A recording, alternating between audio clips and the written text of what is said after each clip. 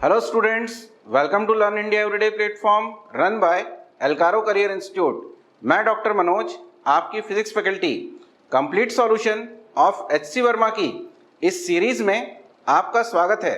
बच्चों, आज से अपन स्टार्ट करने वाले हैं एचसी वर्मा की बुक के चैप्टर 6 फ्रिक्शन की एक्सरसाइज को। तो चलिए स्टार्ट करते हैं आज के सेशन को। तो ये रहा बच्चों आपका question number first. A body sleeping on a rough horizontal plane moves with a deceleration of 4 meter per second square. What is the coefficient of kinetic friction between the block and the plane? तो बच्चों यहाँ हमें question में दिया हुआ है एक horizontal surface है। तो ये हम अज्यूम कर लेते हैं एक हॉरिजॉन्टल सरफेस है। इस हॉरिजॉन्टल सरफेस के ऊपर एक ब्लॉक रखा हुआ है और इस ब्लॉक के लिए हमें इंफॉर्मेशन दी हुई है कि ये डीएक्सेलरेट होता है 4 मीटर पर सेकेंड स्क्वायर के रेट से। तो यहाँ हमें डीएक्सेलरेशन की वैल्यू हम अज्यूम कर लेते हैं ए के इक्वल टू दिया हुआ है -4 मीटर पर सेकेंड स्क्वायर और हमें यहाँ निकालना है कोफिशिएंट ऑफ काइनेटिक फ्रिक्शन। तो बच्चों जब एक ब्लॉक को हम एक सरफेस के ऊपर रखेंगे और हम ये अज्यूम करके चल रहे हैं कि हमारा ब्लॉक जो है वो राइट हैंड साइड में मूव कर रहा है, तो प्रोड्यूस होने वाले फ्रिक्शन फोर्स का डायरेक्शन होगा टुवर्ड्स लेफ्ट। और ये जो फ्रिक्शन फोर्स है इसी फ्रिक्शन फोर्स के कारण ये डी एक्सेलरेशन प्रोड्यूस होगा।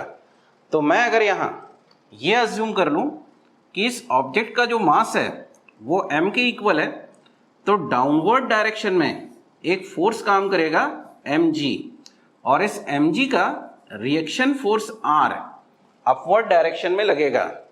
तो मैं यहाँ अगर इस फ्रिक्शन फोर्स की वैल्यू को लिखना चाहूँ तो मैं यहाँ लिखूंगा F K equal to mu K into are और यहाँ आर इक्वल टू होगा बच्चों एम जी के इक्वल।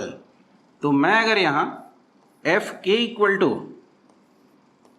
वैल्यू लिखता हूँ F K equal to mu K into M G, तो हमने काइनेटिक फ्रिक्शन की एक वैल्यू तो निकाली according to definition of kinetic friction, लेकिन हमें यहाँ इस क्वेश्चन में डी एक्सेलरेशन गिवन है। तो मैं इस डी एक्सेलरेशन से भी इस फ्रिक्शन फोर्स की वैल्यू निकाल सकता हूँ और उसके लिए मैं यूज करूंगा न्यूटन सेकेंड लॉ। तो according to Newton second law force equal to mass into acceleration. तो मास हम अज्यूम करके चले हैं m और एक्सेलरेशन है हमारा a।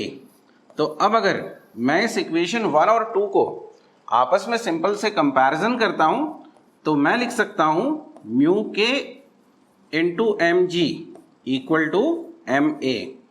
एम से एम मैं यहाँ कैंसिल आउट कर दूंगा और मुझे यहाँ कैलकुलेट करना है कोफिशिएंट ऑफ काइनेटिक फ्रिक्शन। तो म्यू के इक्वल टू मैं लिखूंगा a अपॉन जी। तो यहाँ मुझे a की वैल्यू दी हुई है 4 मीटर पर सेकेंड स्क्वायर और एक्सेलरेशन ड्यू टू ग्रेविटी की वैल्यू होती है 10। तो मुझे यहाँ म्यू के की वैल्यू मिल जाती है 0.4 और बच्चों म्यू के की कोई यूनिट नहीं होती। तो आपने देखा कि बहुत ही इजीली हम इस क्वेश्चन को सॉल्व कर सकते हैं। तो चलिए आगे बढ़ते हैं और सेकंड क्वेश्चन के ऊपर आते हैं। तो बच्चों ये रहा आपका सेकंड क्वेश्चन। क्वेश्चन में हमें दिया हुआ है a block is projected along a rough horizontal road with a speed of 10 metre per second. तो यहाँ हमें ये दिया हुआ है कि एक रफ सरफेस है। हम इसको सॉल्व करते हैं।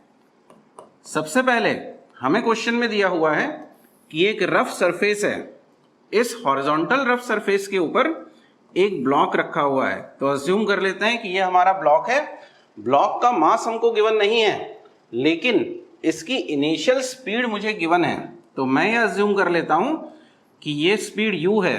तो u इक्वल टू हमें गिवन है 10 मीटर पर सेकेंड। तो इनिशियल स्पीड मुझे गिवन है और साथ में if the coefficient of kinetic friction is 0.1, तो यहाँ हमें काइनेटिक फ्रिक्शन का कोफिशिएंट गिवन है। तो जो काइनेटिक फ्रिक्शन का यहाँ मुझे कोफिशिएंट गिवन है उसकी वैल्यू मैं यहाँ लिखता हूं। तो मैं लिख सकता हूं म्यू के इक्वल टू 0.1। अब हमें बोला गया है how far it will travel before coming to rest, एक ऑब्जेक्ट अगर इनिशियली 10 मीटर पर सेकेंड की स्पीड से मूव करता है और धीरे धीरे करके अगर ये रुक जाता है, इसका मतलब है कि इस पे अपोजिट डायरेक्शन में एक फोर्स काम कर रहा होगा और यहाँ ये फोर्स होगा फ्रिक्शन फोर्स जो अपोजिट डायरेक्शन में काम करेगा। तो मैं अगर यहाँ अज्यूम कर लूँ कि कुछ देर चलने के बाद ये ऑब्जेक्ट रुक जाता है तो इसकी फाइनल वेलोसिटी हो जाएगी 0 मीटर पर सेकेंड। और अगर हम ये अज्यूम कर लें कि इस ड्यूरेशन में ये डिस्टेंस ट्रेवल करता है s, तो हमें यहाँ क्वेश्चन में इस s की वैल्यू को कैलकुलेट करना है। तो बच्चों इस तरह के क्वेश्चन को जब अपन सॉल्व करते हैं तो हम यूज करते हैं थर्ड इक्वेशन ऑफ मोशन को। और मैं अगर यहाँ थर्ड इक्वेशन ऑफ मोशन को लिखूं तो मैं लिख सकता हूं v square equal to u square plus 2as। और मुझे यहाँ वैल्यू कैलकुलेट करनी है s की, तो s को एक तरफ शिफ्ट कर लें और बची हुई वैल्यूज दूसरी तरफ ले लें। तो हम लिख सकते हैं v square minus you square upon 2a। तो बच्चों यहाँ मुझे v की वैल्यू पता है 0 है, u ऑलरेडी दिया हुआ है 10 मीटर पर सेकेंड स्क्वायर, लेकिन a मुझे यहाँ कैलकुलेट करना पड़ेगा। और a को कैलकुलेट करने के लिए मैं यूज करूंगा कंसेप्ट ऑफ फ्रिक्शन को। तो मैं अगर यहाँ a की वैल्यू को कैलकुलेट करना चाह रहा हूं तो मैं यहाँ सबसे पहले इस फ्रिक्शन फोर्स की वैल्यू को कैलकुलेट करूंगा। और यहाँ काइनेटिक फ्रिक्शन का फॉर्मूला होगा Fk equal to mu K into mg। अब यहाँ हमें m की वैल्यू तो गिवन नहीं है, लेकिन इस Fk की वैल्यू से मैं निकाल सकता हूं एक्सेलरेशन। और acceleration according to Newton second law ये हो जाएगा Fk बाय m। तो अब अगर इस Fk की वैल्यू को मैं यहाँ सब्स्टिट्यूट कर देता हूं तो ये हो जाएगा म्यू के mg अपॉन स्मॉल m। इस m से m की वैल्यू को हम कैंसिल आउट कर देंगे और मेरे पास यहाँ a इक्वल टू बचेगा म्यू के इंटू जी। अब हम जानते हैं कि क्वेश्चन में हमको म्यू के दिया हुआ है 0.1 और g की वैल्यू मैं लेके चलता हूँ 10। तो मुझे यहाँ इस एक्सेलरेशन की वैल्यू मिल जाती है 1 मीटर पर सेकेंड स्क्वायर। और क्योंकि यहाँ ये रिटार्डेशन का काम करेगा तो जब मैं इसे इस फॉर्मूले में पुट करूंगा फॉर कैलकुलेटिंग s, तो मुझे इसकी नेगेटिव वैल्यू कैलकुलेट यहाँ पुट करनी पड़ेगी। तो चलिए वैल्यू सब्स्टिट्यूट करते हैं। v की वैल्यू 0 है तो 0 का स्क्वायर, u हमें दिया हुआ है 10 तो 10 का स्क्वायर अपॉन 2 इंटू माइनस 1। तो हम अगर इसको सॉल्व करते हैं तो ये हो जाएगा -100 अपॉन -2। माइनस से माइनस कैंसिल आउट हो जाएगा और आपके पास s की वैल्यू आ जाएगी 50 मीटर। तो इस क्वेश्चन में हमने सबसे पहले एक्सेलरेशन कैलकुलेट किया। एक्सेलरेशन कैलकुलेट करने के लिए हमने यूज किया काइनेटिक फ्रिक्शन के कंसेप्ट को और फिर हमने न्यूटन सेकेंड लॉ अप्लाई करके एक्सेलरेशन कैलकुलेट किया एंड एट द लास्ट हमने मोशन की थर्ड इक्वेशन को यूज किया और उससे हमने डिस्प्लेसमेंट को कैलकुलेट किया। तो बहुत इजी क्वेश्चन था। चलिए आगे बढ़ते हैं, थर्ड क्वेश्चन पे आते हैं।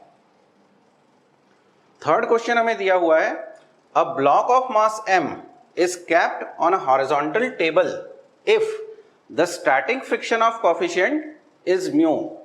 Find the friction force acting on the block. तो यहां हमें अगेन क्वेश्चन में दिया हुआ है कि एक सरफेस है और उस सरफेस के ऊपर एक ब्लॉक है जो रेस्ट में रखा हुआ है और यहाँ कोफिशिएंट ऑफ फ्रिक्शन की वैल्यू हमें दे दी है म्यू और मास दिया हुआ है इस ब्लॉक का m। अब अगर हम ये अज्यूम करके चल रहे हैं कि ये ब्लॉक यहाँ रेस्ट में रखा हुआ है तो हम ये जानते हैं कि अगर कोई ब्लॉक या ऑब्जेक्ट रेस्ट में है तो उस सरफेस और ब्लॉक के बीच में जो फ्रिक्शन काम करेगा वो होगा स्टैटिक फ्रिक्शन। और बच्चों जैसा कि हम ऑलरेडी थ्योरी में पढ़ चुके हैं कि जो स्टैटिक फोर्स होता है वो सेल्फ एडजस्टिंग फोर्स होता है। तो मैं अगर यहाँ से एक एक्सटर्नल फोर्स इस ब्लॉक के ऊपर अप्लाई करूं और इस फोर्स के इफेक्ट में इस ब्लॉक में किसी तरह का कोई मोशन नहीं हो रहा तो हम ये मान के चलते हैं कि इस स्टैटिक फ्रिक्शन के फोर्स ने इस अप्लाइड फोर्स की वैल्यू को एडजस्ट किया होगा, या हम कहें बैलेंस किया होगा।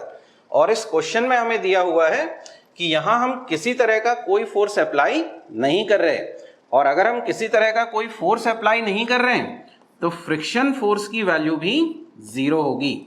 तो इस क्वेश्चन में हम स्टैटिक फ्रिक्शन के कंसेप्ट को यूज करके और ये कह सकते हैं कि अगर कोई पार्टिकल रेस्ट में है या कोई बॉडी रेस्ट में है और उस पे लगने वाला एक्सटर्नल फोर्स 0 है तो फ्रिक्शन फोर्स की वैल्यू भी 0 होगी। उम्मीद करता हूं कि आपको ये क्वेश्चंस समझ में आए होंगे। इसी तरह के कुछ और क्वेश्चंस को लेके हम फिर मिलेंगे, तब तक के लिए नमस्कार।